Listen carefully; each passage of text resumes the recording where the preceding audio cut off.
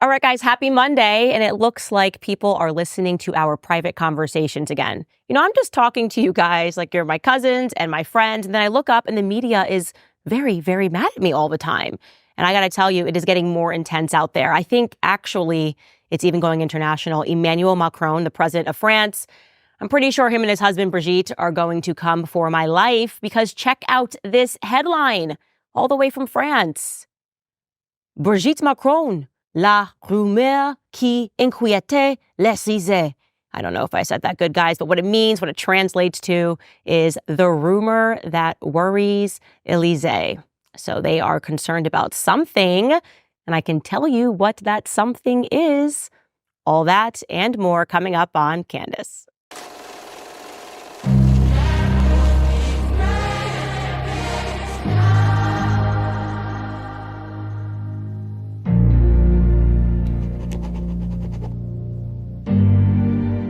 All right, guys, so we are talking a lot about psychology lately, and that's making the media pretty angry because they are a part of this sort of psychological simulation. So I'm going to tell you a true story, and it is wild. And I know that if you are reading the book Chaos that I have been basically saying is required reading at this point, if you're going to listen to this podcast, then you know that our CIA has been up to no good for a very long time. Scary stuff. It's actually a very tough, scary read because you have to come to terms with the fact that our government is evil. Our government has done tremendously evil things. They will continue to do that until we wake up. So true story, the CIA back in the day did this experiment where they placed 18 people in a room. 17 of those people were actually CIA agents, and one of them was just an unwitting member of the public. So imagine they pick you, you think that you're going into a room with 17 other people who are from the street just like you, but in reality, those 17 other people are agents and they are conducting an experiment on you. So the person that was running the experiment showed every single person in the room a picture of a triangle. It was very clearly a picture of a triangle, and he asked every person in the room to simply state what they saw on the picture. Well, despite it clearly being a triangle, all of the agents were instructed to say square. So imagine you're in this room with 17 other people, you think that you're all off the side of the street, and they start going around, and everyone says, oh, what is that? A square, a square. What do you see? A square, a square, a square, a square. Well, by the time it gets to you, and you're the 18th person, you're going, oh, am I crazy? I see a triangle. And guess what that 18th person said? Well, they said square, because they didn't want to be the crazy person in the room. Really think about the implications of that experiment. That is exactly how the media works. They are the agents in the room that are repeating square, square, square, square, square, until you're supposed to just completely abandon reason and just join them and say, totally, that's a square. That's what I see too, even though you know that's completely not true. And the reality is the majority of people do this today because you don't want to think that you're crazy. When you look back at COVID and you see everybody wearing the masks and 6 feet social distancing and all of this stuff that was so clearly absurd, people fell in line because they just thought, I don't want to be the crazy person. I don't want to be the anti-vaxxer. I don't want to be called insane. I can't think of a greater modern example going on right now of that experiment than the Brigitte Macron story. It is an absurdity. There is an overwhelming amount of evidence. And Emmanuel Macron is married to a biological male. I know that sounds crazy. And it sounds crazy especially because the mockingbirds in media are just refusing to debunk it. Instead, they're just trying to tell you that, yep, well, you guessed it. It's a square. Well, it's obviously a woman. Don't ask any more questions. Yeah, jogging your memory to Piers Morgan last week, trying to make me say that it was a square. Take a listen. Why don't you go pursue a primary source? Why don't you go find the articles that were written by the French journalists? Because this did not come from me. This came from French journalists. And while they were working, Brigitte Macron is suing. Let me finish a statement, Piers. Okay. While they were working on this piece, the Macrons sent their secret service to interrupt this. This is not a normal thing that you do when somebody's about to publish a lie. You would just say it's ridiculous, publish it, and we'll dispute it. They sent the secret service to intimidate these journalists. They took their phones. They held them. They wanted to know everyone who was working on the piece. And what they uncovered was absolutely fascinating. What he's trying to tell you, this is crazy. This is wacky. Why don't you just go pursue a primary source? Well, I'm not the primary source. It would be very easy to dispute this. All Brigitte Macron would have to do is produce a single photo of her in the first 30 years of her life, or to go on a little walk with her brother, who she alleges that she is not. So that's incredible. He's saying, no, I haven't even looked at the story. I have not pursued a primary source because that's not the task of a mockingbird. He is supposed to just say what the state wants the public to think. And in this case, they just want you to think that it's crazy. Hence, Bari Weiss, formerly of the New York Times, when she tweeted a celebratory tweet about me being fired from the Daily Wire, she actually wrote an entire article. And she tweeted this. Take a look.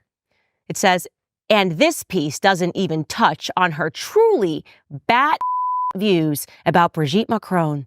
That it took the Daily Wire its longest ever ties with Candace Owens is alarming. Oh, there goes another one of the words. This is alarming. This is truly bat insane.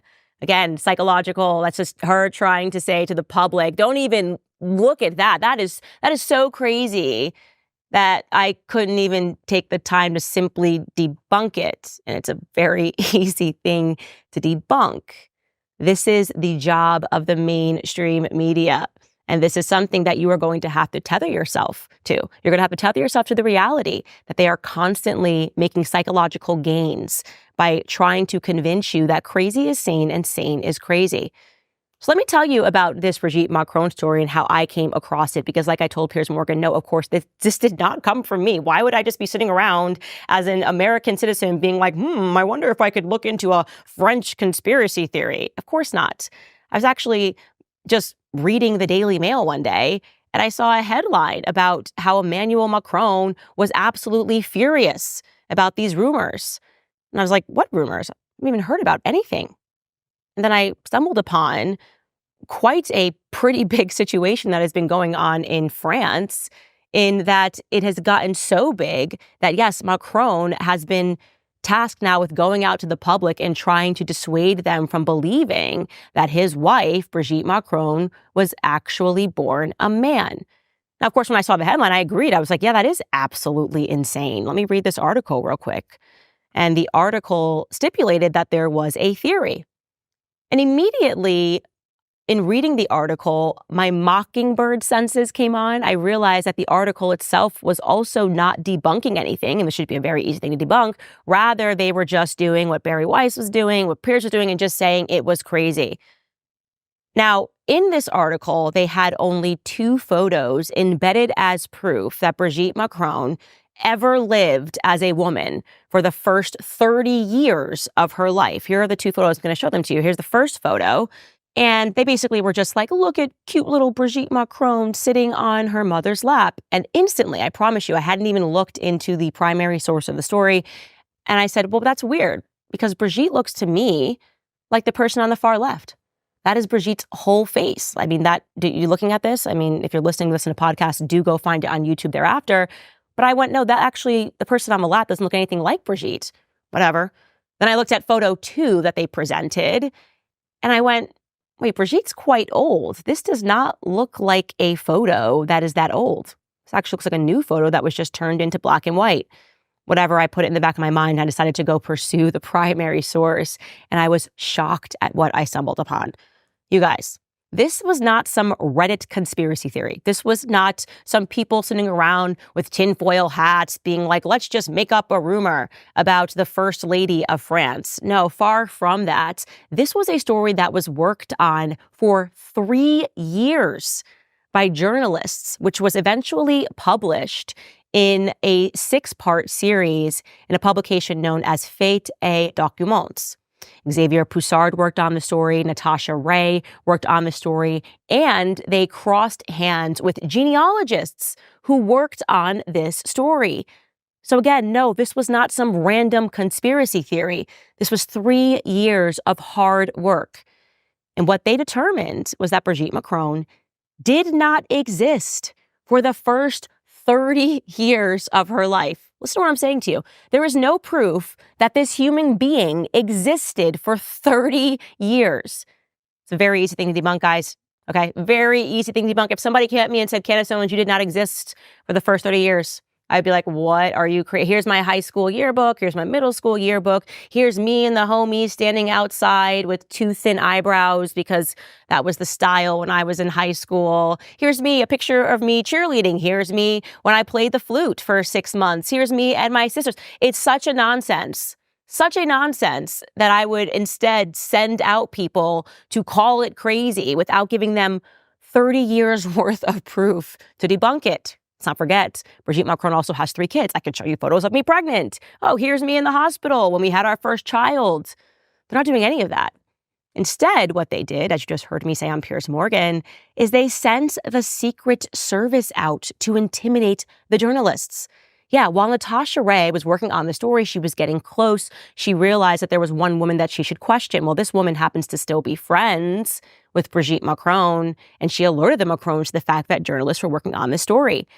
And so the Secret Service showed up at Natasha Ray's home, detained her, intimidated her, took her phone, wanted to know who else was working on the story. This is simply not something you do when you are telling the truth. And by the way, they're still doing it. Natasha was the first victim, but not the last. There was also a journalist for a Parisian liberal establishment publication called Le Nouvel Obs, who jumped on the story because she thought this is insane. It's going to be very easy for me to debunk it. And obviously, Brigitte is in fact a woman. And guess what happened? That journalist could not debunk the story. She too was amazed at what she was discovering. And then she too was tracked down by the Secret Service.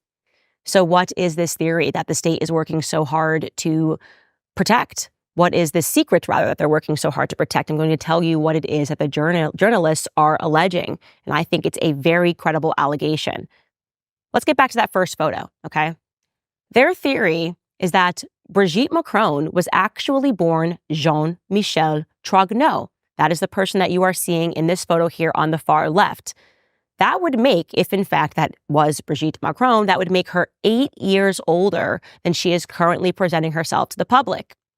They are alleging that Brigitte lived as Jean-Michel Trogneau for 30 years and then she transitioned. And I will tell you, the theory is credible for a ton of reasons. The first one being is that they were able to pull together a string of interviews where Brigitte Macron seemingly doesn't know her own age.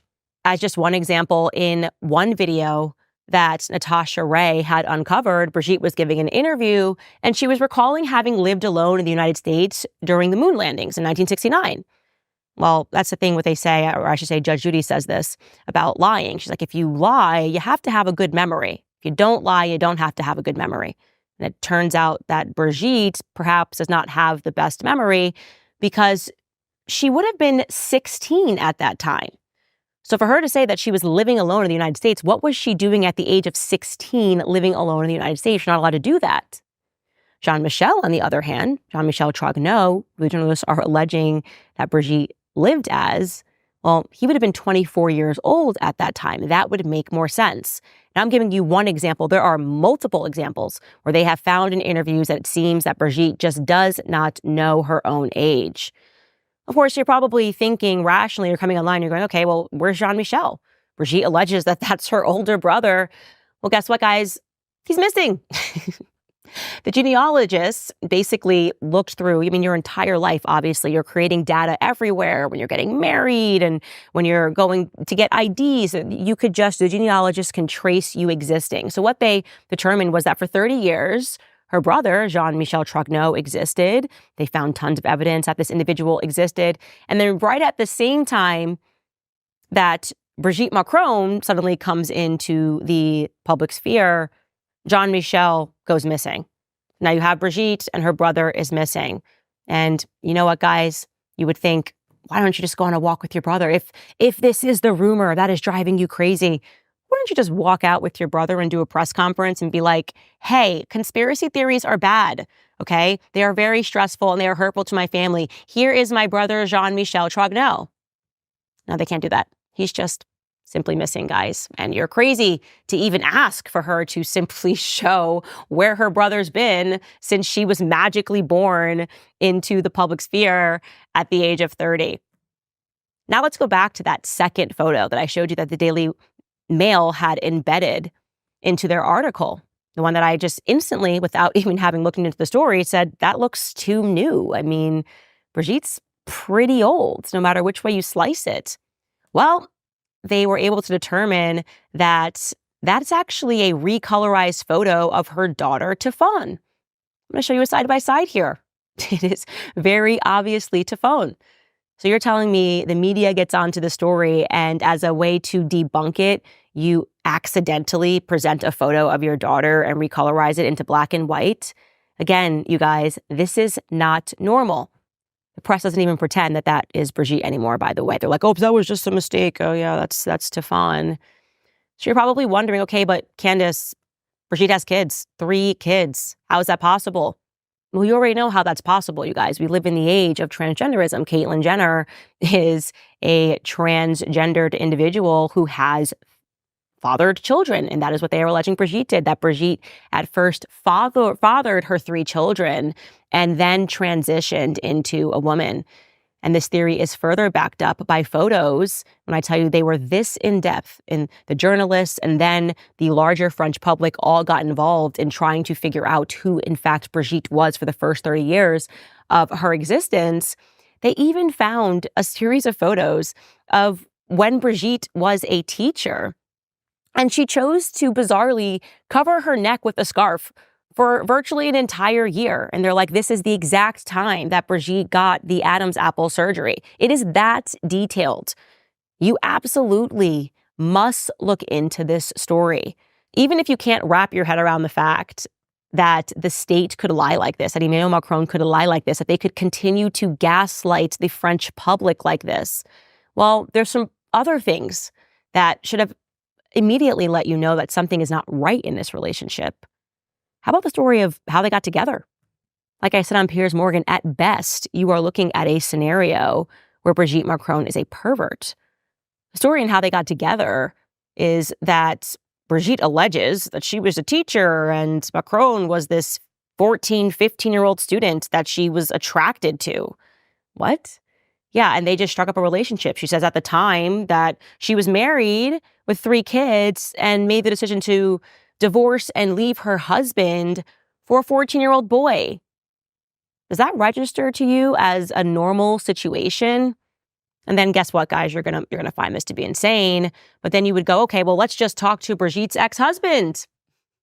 Yeah, well, when Emmanuel Macron won the election, some journalists around the world were trying to track down the now First Lady's ex-husband, and they couldn't find him.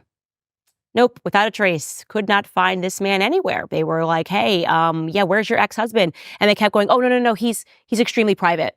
He's extremely private. And then one day, Tefon, Brigitte's daughter, just randomly announces, as journalists began going, this is really weird. Where is your dad? That he died and they chose to cremate him in a private ceremony. Don't ask any questions. Yep, dead. Can't find a trace of him. Can't find proof that he ever existed, but he's now dead and don't ask any questions. You guys, this is just, well, to put it like Barry Weiss, bat insane. It's so easy for someone to just produce a shred of evidence that this individual existed for the first 30 years of her life. Don't let them make you think that you're the crazy one, okay? It's a triangle, my friends. It is not a square. You know, the lesson in all of this is that the state, through decades of psychological research, institutes that were dedicated to seeing how us, the public, the general public, would respond to certain things, they were able to determine that you are much more likely to believe a big lie rather than a small one. Because your brain just goes, oh, there's no way this could be a lie. It's so big. It's like when you hear those stories and you're like, how did this woman not know that her husband had an entire family? Well, because you would think you're crazy to believe that your husband was traveling and started an entire family. The lie is so big that you're actually not likely to believe it. So when the state lies, they lie big. And you've got to be willing to be the person in the room. You got to be willing to be like me, because I'm telling you, if the CIA had me in that room, I would be like, are you guys crazy? It's a freaking triangle. You guys need to get your heads checked. Why are you all saying square? You got to be bold like that, you guys. Trust your gut. Your gut is God-given. And on that note, you guys, I am very excited for the summer because I am making sure that I continue to stay consistent in my routines, especially my prayer routines. A great way for me to do that is with Hallow, my favorite prayer app. It is the #1 Catholic app in the world, and it is an amazing app for any Christian that is looking to dive deeper into their prayer life. And let me tell you, everyone needs to start praying because these are some scary times. Hallow has thousands of prayers, meditations, and music, including new contemplative and contemporary Christian radio that I can listen to anywhere, anytime. This summer, Hallow has a number of powerful prayer challenges and a scripture series that's coming up with biblical scholar Jeff Cavins, Jonathan Rumi from The Chosen, and even Jim Caviezel from The Sound of Freedom and Passion of the Christ. So do not abandon your prayer habits this summer. Maintain your peace and deepen your relationship with God on Hallow. Download Hallow for 3 months for free at hallow.com/Candace. All right, guys, now I can't believe we're already almost at the end of the show, but I really had to redo that Brigitte Macron thing because people were telling me that they could not find the old episode. I was like, it's okay, we'll recreate it. But we're going to jump right into some of your comments. Before we do that, I want to remind you, if you have not yet, to subscribe to this channel. We are just talking about everything, getting you guys ready and prepared to deal with the layers of insanity that are coming out of the government right now. We're tremendously grateful that we are #3 overall on Spotify. We are also #5 overall on Apple Podcasts, which means we are doing it. We are completely free and we are doing it. And I could not have done this without your guys' support. Now, before we get into comments, I wanted to say overall on Friday, obviously we aired the conversation with Brianna Joy Gray. And people were upset about it. Well, some people were grateful for it. Of course, there were other people that were really angry that we were coming together. Her and I disagree on basically everything other than the right that people should be able to criticize foreign governments. So it was really amazing to see that. And it kind of got me into thinking about how much we are conditioned to constantly hate other human beings, right? That is actually, I think it's a famous quote from Aldous Huxley where he says that the entire point of propaganda is to convince one group of human beings that the other group of human beings are not in fact human beings. And so people, I think, were very angry and challenged by the discussion that I was having with Brianna because we were both just coming from it with a human aspect of realizing that what war breeds, the amount of death that it breeds, the amount of children that are harmed because of it, the amount of children that are then thrown into foster care because of it. I mean, these are things that we don't consider in the moment and which we should. On the topic of foster care, I want to let you guys know, and I'm sure that you have seen this because there are a lot of people that are speaking about it. Angel Studios is soon going to release a new movie that is entitled Sound of Hope. They sent me the movie to watch, and wow. It tells the story of a town in Texas called Possum Trot, and it will be releasing in theaters on July 4th. And essentially, what was in this movie is something that I think a lot of us struggle to think about because it's such a heavy topic. When you think about foster care and you just think about the kids that are constantly moving in and out of the system, you don't feel like you are equipped to take that on. And so this town in Texas, everyone decided that they were going to take these children into foster care, eventually adopting a ton of these children until there were none left in the system. Within, I think, 100 miles of where they lived. They couldn't find a single child that was in this system. Amazingly inspiring, but also allows you to grapple with, I guess, our concerns about when you think about adoption, when you think about foster care, you realize that you are dealing with a child that obviously is going to have some issues, right? They may not be fully formed if you're adopting someone that's 15 or 16 years old. They're dealing with a lot of trauma. And I think that's probably the biggest fear that people face when they go, could I do this? Could I actually do that? Well, this movie is going to take you through all that. It's going to help you step right into that. Here are your fears, and we're going to show you that, yes, that is real, that a lot of these children are complicated and a lot of these children are traumatized, but they deserve to be loved. So I'm going to play for you guys this clip so you can take a look at it. Are you sure these people want us? I know they do. You can call me Mama. Oh, Lord.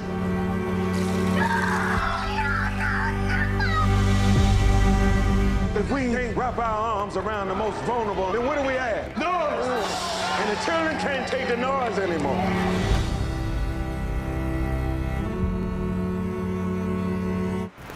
You get it. It's totally going to pull at your heartstrings. It's a wonderfully powerful story. The theaters are already starting to sell out all across the country. But there is an exclusive early screening in theaters everywhere, which will be taking place on June 19th, 2 weeks before the movie is officially released. And you can get your tickets now, and you should get them fast because, as I said, they are selling out. The foster crisis is the primary cause of homelessness, child trafficking, and addiction here in America. And here are the statistics. Almost 120,000 kids do not have a home. About 60% of them are child trafficking victims.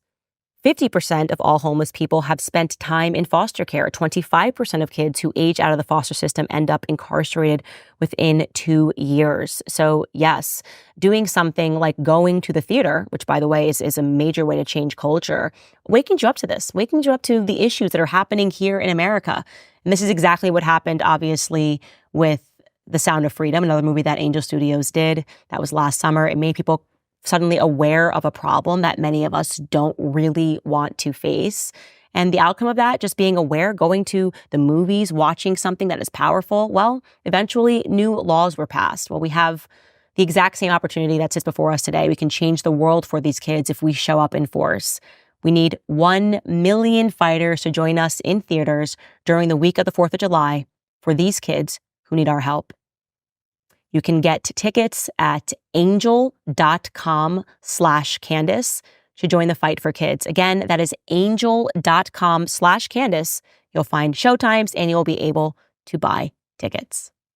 Now, getting back into your comments regarding the Brianna Joy Gray episode. First and foremost, we have Chris. Chris wrote, not being able to criticize a foreign government should offend all Americans. Yes, it should. It is so weird to me that, and I think this is, of course, because of so much propaganda and so much of a fear that's been embedded inside of Jewish people from the time that they are young, that they feel that they have to identify with this nation in the Middle East, or as such, say some Jewish people, rather than recognizing you're American. When I look at a Jewish person, I don't think, oh, you are Israeli or you're attached to this nation. I think you're an American, and like me, you should be outraged if any foreign country is making an impact on speech, because there is nothing more American than free speech, the ability to criticize. You criticize our own president, of course, we should be able to criticize Bibi Netanyahu. Anybody alleging anything else is, in my view, anti-American. Tamara writes, I was fired last fall for posting a video of Candace saying, life's tough, get a helmet, man. It blows my mind how easily our lives can be torn down for sharing a thought, opinion, or support. After experiencing that, nothing surprises me anymore. Apparently, I need to update for full disclosure. The video of Candace was posted with the following phrase. If you feel threatened by a woman who's 8 months pregnant that's coming to speak at your college, definitely get a helmet because you can't handle more brain damage. One of my colleagues was offended by it, and because I had the company listed as my employer on my Facebook profile, the company had the right to, I'm assuming that says terminate. Yeah, that's horrible, but that's the world we live in now. And wow, that person who told on you, very bad karma. You don't want that karma of being the person who is so offended by someone posting something in their own private capacity that you take it up to their boss and have their entire livelihood threatened. So that's awful. Wes writes, wow, I'm a Black conservative woman and a big fan of Candace, even though I occasionally watched Brianna on The Hill. But to see them together boldly discussing issues that matter is just wow. Goes to show that when it comes to certain issues, there is no left or right. There is only right or wrong. These beautiful and intelligent women are shining examples of how to be a journalist with integrity. Bless their hearts. I can go to bed knowing that not all is doom and gloom out there. Yeah, it is nice to be able to come together with the left on certain issues. And look, I don't necessarily hold the same perspectives as Brianna on the Israel-Palestine conflict, or at least I don't know if everything that she was saying, I wasn't providing a live fact check. The reason that I wanted to have her on the show is simply because it is an outrage to think that people are losing their jobs for criticizing a foreign nation. It makes entirely no sense. And we have to lock arms on that. All Americans, doesn't matter what race you are, what ethnicity you are, what religion you are. If we lose speech in this country, there will be nothing left. Trust me. You lose speech, you lose everything. This person writes, as an Arab, I was told by a Jewish friend that I no longer have the right to identity as a Semite because it puts in danger the lives of Jews who need this label to protect them. For context, this friend is a wealthy British man, whilst I'm an Iraqi immigrant who lost my family home and family members to the American and British armies during the invasion in 2003. It is unclear to me why he needs more protection than me or other Arab Semites that remain back in Iraq and Palestine. Your friend's an idiot. I mean, that's really all I can tell you. He's an absolute idiot. To be Semitic means to speak a Semitic language. And obviously, if you're an Arab, you are Semitic. So no one gets to just take that away from you. That's an absolute nonsense. Obviously, even when you're talking about Semite, you are talking about of Shem in the Bible. Forget the history of it. If you're a descendant of Shem, obviously, if you speak a Semitic language, you are Semitic. You can't just rinse that away because you say, oh, it's no longer expedient for me that you are who you are. That's a nonsense.